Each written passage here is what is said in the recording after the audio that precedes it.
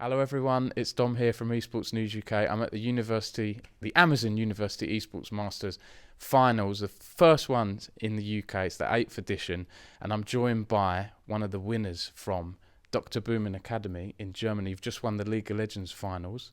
It's NiceGuyBen, their top laner. First of all, how's it going, Ben? Thanks for talking to me. It's going great. Yeah. Great final. I think we have a great day ahead of us.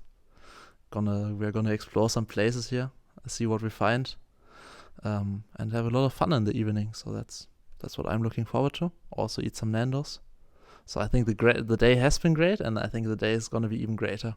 Okay, that's brilliant. And I've got to say, Ben, with your picks today, Mundo in game 1, smashing down the Nexus, it was kind of like some kind of backdoor. Gwen in game 2, just splitting, causing them a nuisance. You got bullied a little bit. And then Jinx top lane in game 3, you pulled off a triple kill in the first minute. But then after about, I don't know what it was, 9 minutes, I saw you were like 4 kills, 6 deaths, you know. They were bullying you, you were super aggressive. Now, tell me about some of those picks. Trolly or fun, or is that your sort of usual picks? In the first game, I think I tanked like 3 top lane bans. So I mean, Mundo generally is just like, so the way German teams in the Uniliga space, in the university space work, is they have a very normal style of just perma A-ramming, just going 5-man mid and wanting to play team fights. So our preparation going into it was just like, okay, so if we play side lane, they basically can't play. We are just gonna slowly choke them out. And yeah, that was my plan for the Mundo. I went for a very side lane-ish build as well, compared to the usual teamfights build that you have, where you go like, more resistances, more tank stuff, like the Highbreaker, for example. And that was our plan, and I think it worked very well. And then after the first game, we went to the Gwen because, Nice guy Gwen. Nice guy Gwen, great name again. I tweeted that out and you complimented me. That was good. Now that you deserve all the compliments. We had like a thing in our league where we made like a joke of there was some random drama going on, and we said we have a new top laner. His name is Nice by Gwen, Nice by Gen. And now we have Nice Guy Gwen as well. So we have a few versions of my name swimming around. So that was awesome. No, but the Gwen generally had the same train of thought. We can just pressure them. I underestimate the enemies a bit and their ability to make me not enjoy the game. So props to them for that. But I mean, in the end, it was like I got my first strike, I got my goal going on. Then I got the double kill on bot lane, so I was happy again.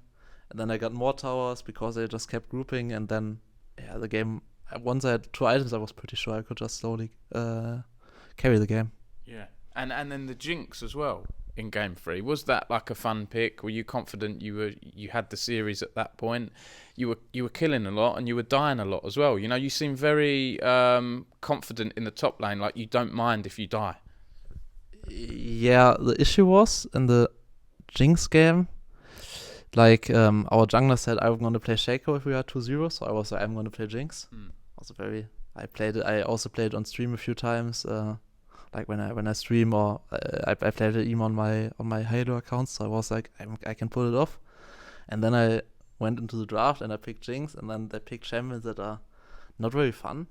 So I slowly became a bit more sad with my situation. I was like, can I go mid lane? And then they were like, no, you go top lane, you want to play Jinx top lane.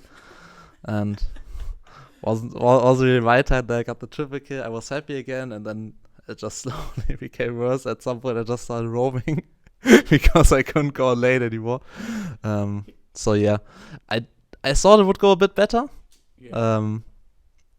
I thought I would have a bit more fun, but I was really happy with how I played team fights. I think I pulled off some stuff there. Like one time where we fought in topside river, and I went in 1v5, then flashed over the wall, and we got like a kill, and then we died to Nash, and then they got Nash, and then you were splitting at that point, weren't you? When they got Nash, you were splitting. Yeah, we were like, okay, they are gonna try to go Nash now, and then my support said, okay, I die here so they get Nash for sure, but he said like a joke tone, I'm gonna make sure they get Nash, so I die here.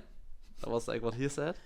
And then we were like, okay, let's try to get some tower damage. Let's try to get some resource at least, so it's not like a complete bad play. Yeah. We didn't succeed in that. I think we didn't get anything for them getting Nash, but we tried. And I've got to say, it's entertaining. And for me, I was watching this and I'm thinking, you know, I've covered the NLC and so on. I think the Division 1 ERLs could learn a lot from University Esports because, you know, yeah, it's fun to watch, but that was real, like high octane, entertaining gameplay. And I mentioned the ERLs. Your team also play in the German Prime League Division 2 as Hanover Esports, right? So tell us a bit about juggling Prime League with university plus your studies. That must be a lot for you to juggle. Yeah, I think they have been. I mean, for right now, I'm doing an internship as well. Yeah. So I'm looking at 9 to 18 if I'm not doing home office, and then it's a competitive game, or let's say it's 9 to 15, then it's scrims until, and then it's also trying to squeeze in gym somehow because going to the gym is important. So yeah, that's a struggle. But what we just try to do is we try to coordinate everything and try to have like a good schedule. Yeah. So let's say there's an exam week coming up, we all go to the same class, so it's more or less if one person has exams, all person have exams, so it's not like we can just tank it. So that's what we try to do. We try to coordinate it. I try to usually what my mid laner does, what Goose does is he cooks like a few days a week. So like you come home from uni and someone is doing the cooking for you, so you don't need to do that. Yeah. Also very convenient. And yeah, we just try to adapt to the schedule and just use our time efficient. And I think that's all you can do. I also want to add towards the entertaining part. That's also the goal that we came in when we played in 2nd Division Prime League. Our goal is always, when people watch us, they need to see that we have a certain identity. Yeah. It needs to be like, okay, this is them playing. This is because we don't want to have like 40-minute losses that were like 0 kills to 1. We don't want to slowly drown out. We actually want to have competitive games, and we also want to have proactive games. So that's always our identity. That's always our playstyle. And I think that's maybe one thing that other teams can take away, that they should actually have an identity. Because, for example, when we do interviews, we also try to have fun interviews. We try to generate interactions. We try to make the league more exciting to watch.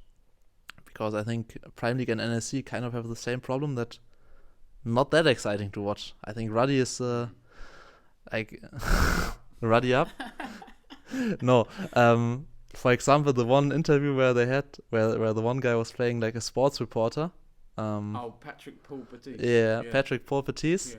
And he was like sitting in the NSC interview. I watched the whole interview. It was so funny, and I think that's something that we are not as good at. We are less funny. We are also talking in German, so even if we were funny, no one would get us outside of Germany. But yeah, that's our goal, to make league more exciting, and to also, because it's at the end it's a spectator sport. Exactly. Yeah. It's not like us playing good will not generate any views. It's like maybe some people will be fans, but those people once we stop being good, they won't be fans anymore. It's like Bayern Munich in football. They have a lot of fans, but it's not comparable to other football teams where the fans will be fans no matter what. Like the teams of them relegate to like the 2nd division in the Bundesliga, and they are still fans. Yeah. And that's our goal, to have what we also do, as well as we actually want to do like fan interactions, so people from our city can go to our place and watch our games and then interact with it afterwards. So yeah, we just generally try to do stuff for the fans and make it a nice experience. Yeah, you mentioned humor there, and you said, you know, people might not understand you because of German humour, but I understood and found your joke funny on stage just there, where Greyheart said, well done, you know, you've won here in Nottingham, and you said, well, that's why we came here to Nottingham, was to win, because let's be honest, there isn't much else going on in Nottingham. I found that funny. You know, you've bantered the UK. In a way, you saying that, NiceGuyBen, has reminded me of someone. When I first started covering UK League of Legends back in late 2015, this was at I think it was the 2nd ESL UK and Ireland Premiership, and there was a player who was a bit cocky, a bit funny, and that player was Alfari. And you remind me of him a little bit when you did that joke on stage. So the German Alfari, maybe. The other player you remind me of in the top lane is Kerberos, because I felt like you had a lot of character in those games. You were confident, you were making plays. And again, I remember covering Kerberos used to play in the university scene back in, I think it was 2016. He had one final as Jax, where he completely carried the game, and you remind me of those. Have you been watching? How long have you been following League Esports, and what top laners do you sort of look up to, and are you inspired by? I'm playing League since Season 2. Okay. I'm watching League since, I think it was a final at Worlds where Starhorn Royal Club was playing. I think that was Season 3. So since a very long time. I also watched a lot of games from Alfari when he was still playing in UK. Generally, I think he's also regarding idols. I think he's one of my top lane idols because the way he plays is just a very impressive way. Like, a lot of people try to handshake and stuff and try to do like a no action lane, and then they scale and then they team fight. But I think that's not how I want to play top lane, because if I do that, then it feels like I'm more of a bystander. I'm more of a like, in how we said in our team is there's always a bus driver, and they are the passengers. Yeah. Who just don't do anything. They just get driven around and then do their stuff. And I want to be the bus driver. I want to be the one that dictates the action. I think other top lane idols I have.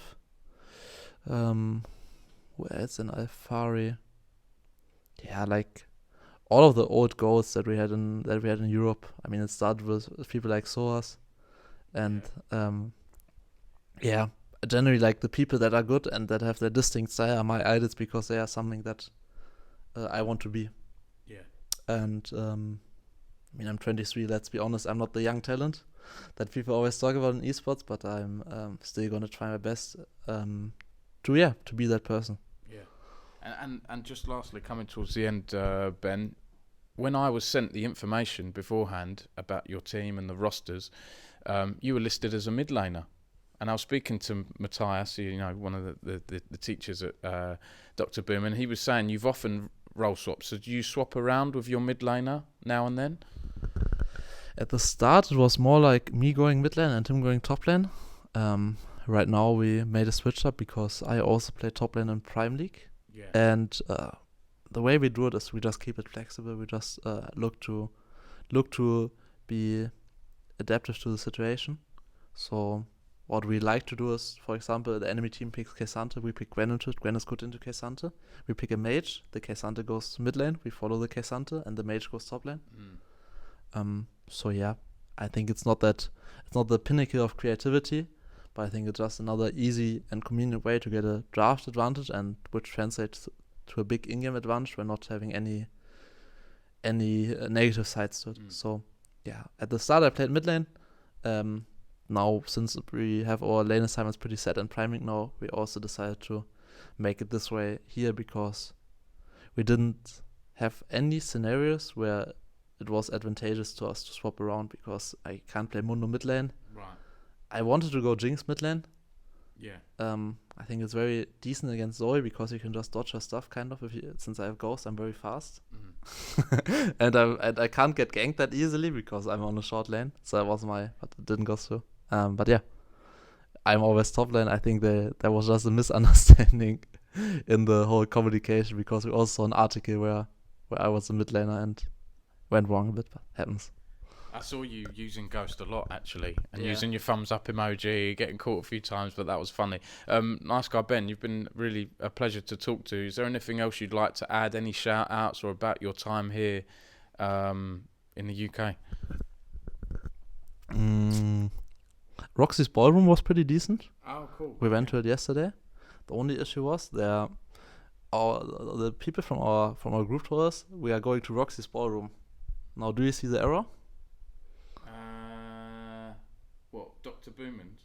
No, they said we are going to Roxy's ballroom, and the error is there are 3 of them here. Oh, is there? Oh, see, I don't know Nottingham that well. Okay. I recognise the name, but I didn't know there was 3. It's like so we went to the wrong one, yeah. And then we went upstairs, and we were like, where are they? And then we asked again, where are they? And then they said to the left. Then we looked at the left. There was a woman's toilet, so not really the most possible place where I could be. You got a bit lost. But no. Something I want to say? Not really. Thankful for everyone who's watching this. And everyone who decided to stick for the end. Doesn't really happen that much in our age with our attention spans. Yeah. I hope everyone had a great time watching. I hope it was a good interview for you. And I had a good time. Thank you. Thank you very much, Ben. And thanks everyone for watching. I'll be back with more interviews from the Amazon University Esports Finals soon. Perfect. Also, let's go, Roddy. Yeah, there we go. Cheers, Ben. Thank you. Thank you.